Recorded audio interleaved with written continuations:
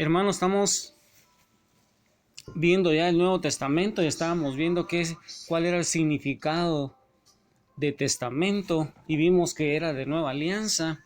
Vimos cómo eran los criterios que la iglesia había tomado para decir qué libro podía ser incluido en el canon bíblico. Y vimos que el Nuevo Testamento es la nueva alianza y que es a partir del año casi en el siglo II con Tertuliano que se empezó a llamar Nuevo Testamento a estos escritos que se leían en las celebraciones litúrgicas. Y entonces, hermano, eso es lo que estamos observando. Con esas aclaraciones, entonces, hermano,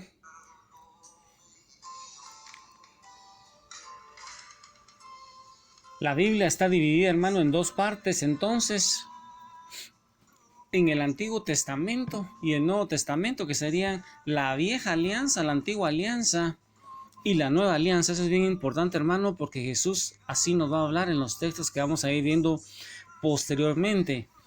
El conjunto de libros que narran la historia del pueblo de Israel antes de la venida del Mesías, es decir, antes del nacimiento de Jesús, hermano, antes del nacimiento de Jesús, ese conjunto de libros que narran la historia de ese pueblo se le llama Antiguo Testamento o Antigua Alianza. Y el Nuevo Testamento, hermano, es el conjunto de libros que forman parte de la Biblia, que fueron escritos después del nacimiento de Jesucristo. No sé, yo quisiera preguntarte, hermano, ¿cómo vas con las escrituras? Si vas aprendiendo, si crees que te están sirviendo, te están siendo útiles. Yo quisiera preguntarte, hermano, como una especie de examen, ¿cómo te recuerdas tú que era la situación del pueblo judío en los tiempos de Jesús, hermano? Ellos dicen que no se gobernaban ellos mismos. ¿Te recuerdas, hermano, que no se gobernaban porque el imperio romano era el poder mundial de esa época? Y al no tener independencia, esperaban que Dios les enviara un libertador para poder gobernarse ellos mismos. Ellos esperaban, hermano, un gobernador, un libertador para poder gobernarse ellos mismos. Ellos anhelaban ser libres, hermano. Y ellos entonces creían equivocadamente que el Mesías que vendría sería el libertador que los iba a liberar de los romanos. Y en ese contexto histórico, hermano, con todo lo que vimos de la sublevación de los macabeos, con todas esas clases sociales, ese poder mundial reinando en esa época, con los fariseos, con los saduceos, con los esenios, con los celotes y todas esas sectas que existían en ese tiempo, y con un gobernador romano, hermano, que hacía de sumo sacerdote, y que el sumo sacerdote ya no era el de la línea de Aarón. Yo quisiera entonces que entráramos hoy, hermano, ya al Nuevo Testamento. Yo te quisiera preguntar, antes de entrar, ¿cuáles son los libros más importantes del Nuevo Testamento? ¿Cuáles crees tú, hermano, que son la base, la columna vertebral del Nuevo Testamento? Hermano, son los evangelios, y los evangelios que están en el canon bíblico son 4. A ver si te recuerdas, hermano, cuáles son los evangelistas. Es una pregunta de primero primaria para que tú, hermano, la contestes fácilmente. ¿Quiénes crees tú, hermano, que fueron los evangelistas? ¿Quiénes fueron los que redactaron, inspirados por el Espíritu Santo, esos evangelios? Son San Mateo, San Marcos, San Lucas y San Juan. Mira, hermano, esos son los 4 evangelistas. ¿Y qué crees tú, hermano, que significa la palabra evangelio? La palabra evangelio significa una buena noticia, una buena nueva, hermano. Evangelio de eu angelus, de la palabra griega, quiere decir buena noticia o una buena nueva. Y en tiempos de Jesús, hermano, ¿cuál era el evangelio o la buena noticia, hermano? En los tiempos que Jesús estaba, ¿qué era el evangelio? Esa buena noticia, hermano. Al principio del evangelio no era un libro. Al principio, como te diste cuenta, hermano, al principio no era un libro, sino que era el anuncio de la salvación que Jesús vino a traer a la humanidad con la muerte y resurrección. Con la muerte y resurrección de nosotros, hermano, con la muerte y resurrección de Jesús, para nosotros vino la salvación. Y eso es lo que se anunciaba, hermano, se anunciaba la salvación de que Jesús venía a traer a la humanidad que se había peleado. ¿Te recuerdas, hermano, allá en el Génesis? La humanidad se había peleado con nuestro Padre Celestial, nos habíamos peleado y no había una manera de reconciliarnos. Y el que nos vino a reconciliar, el que nos vino a redimir, el que nos vino a comprar con su sangre preciosa derramada en la cruz del Calvario, fue la segunda persona de la Trinidad, Jesús, el Mesías, el descendiente de David. Eso era lo que anunciaban en esos primeros tiempos, hermano. Él traía el anuncio de la salvación que Jesús vino a traer a la humanidad con su muerte, con su resurrección.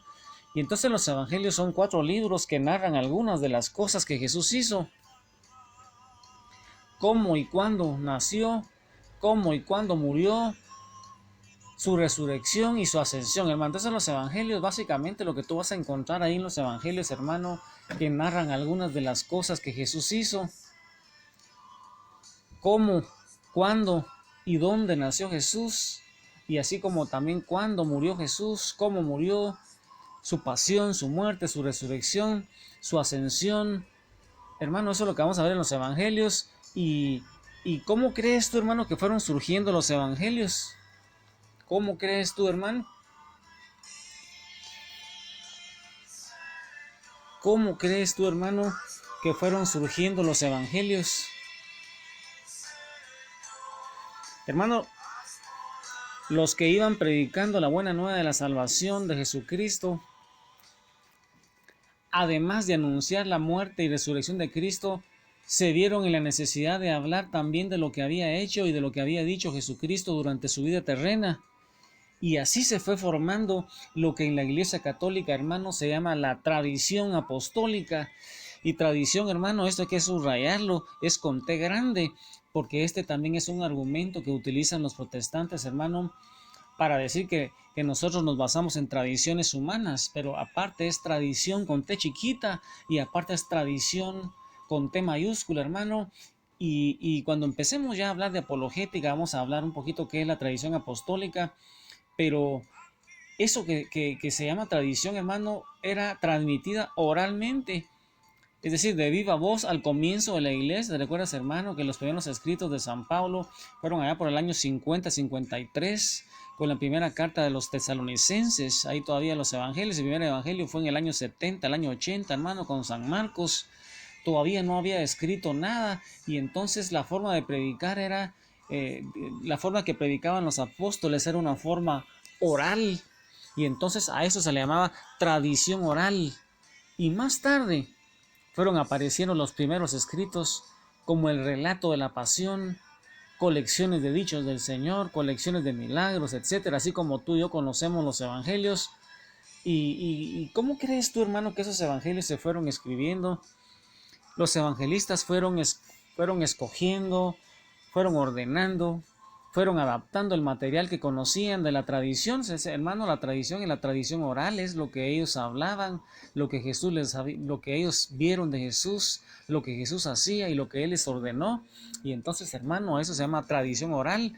Porque los dos pilares de la iglesia respecto a la escritura es la tradición oral, hermano, que es lo que predicaban los apóstoles antes de las escrituras, y son de inspiración divina, y las escrituras ya propiamente dichas. Entonces nosotros nos basamos en la tradición oral y en la escritura, hermano, y ese es otro punto de controversia con los hermanos separados, porque ellos creen en solo la escritura, hermano, solo lo que está escrito ahí. Ellos no creen en la tradición oral, porque al desvincularse de la iglesia católica, hermano, ellos te van a decir a ti, solo la Biblia es un criterio de ellos, es un argumento de ellos, es uno de los fundamentos de la doctrina de ellos. Y esto es bien importante que tú sepas, hermano, que es la tradición oral.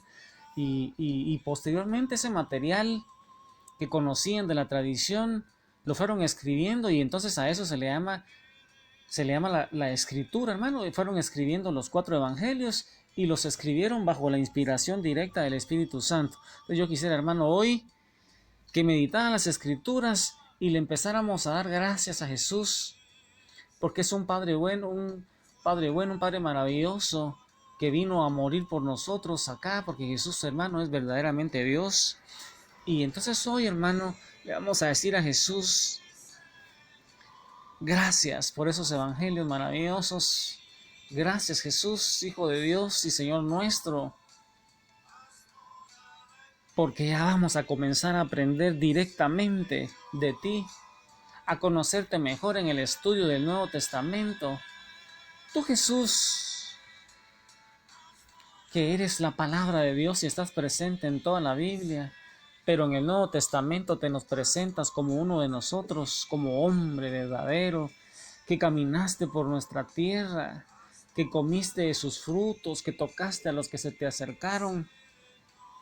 Qué privilegio, Señor, tuvieron ellos, pero nosotros tenemos un privilegio aún mayor, porque sin vivir en la Palestina de hace 2000 años, tú estás con nosotros, tú nos tocas y más que eso, tú nos llenas de ti con el sacramento de tu cuerpo y tu sangre cuando comulgamos. Ellos oyeron tus discursos y vieron lo que hiciste. Eso es cierto, pero nosotros tenemos por escrito tus discursos, tus recorridos, tus milagros para leerlos cada vez que queramos. Así que cuando leemos tu evangelio, tú estás también presente, porque tú eres la palabra de Dios, el verbo de Dios hecho hombre. Gracias, Señor, por tu evangelio. Gracias por los evangelistas que los escribieron. Gracias por tu iglesia que nos las ha transmitido y nos lo explica, tal como tú lo dijiste. Gracias por todo esto, Señor, y por todos los demás regalos que nos das y que no conocemos. Amén. Aleluya. Con María Santísima, la mamá del Mesías, la mamá del Rey de Reyes, sigue meditando las Escrituras, porque María, hermano, en el corazón de María, en el cenáculo de su corazón, vamos a ser llenados del Espíritu Santo. Señor te bendiga, hermano. Amén. Aleluya.